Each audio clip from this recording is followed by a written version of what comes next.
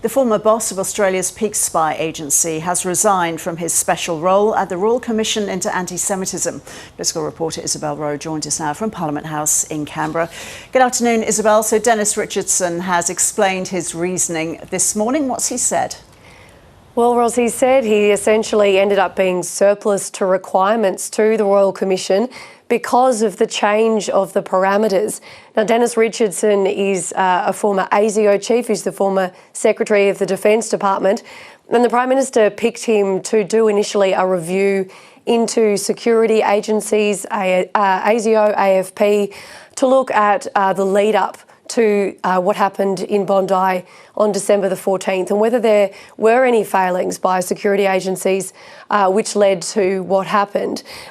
Dennis Richardson was the best person to do that, according to the Prime Minister.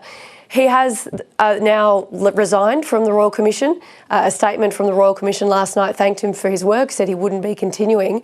This morning he has told the ABC that he felt he was surplus to requirements, that he felt like a glorified research officer, and that is because once the review that he was doing was rolled into the newly announced Royal Commission, the legal parameters around some of his work changed and he felt like he wasn't able to do the same job, essentially, that he thought he initially might be able to do.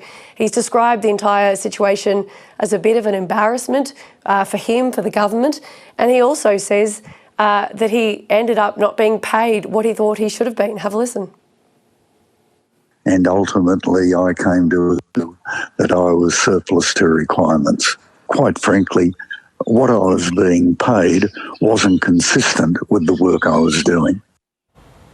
Now, to be clear, he's saying he thought he was being paid too much. He wasn't able to do the job he thought he was doing, and it shows, the figures show that he was able to be paid up to $5,000 a day for that job.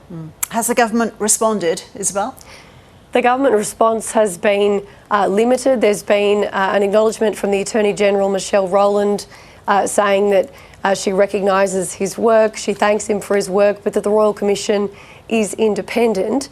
There's been criticism, however, from the Shadow Attorney-General, Michaelia Cash. She's told the ABC this morning that it's an indictment on the government, that someone that they appointed as the best person for the job now feels that he is surplus to requirements. Isabel, thank you.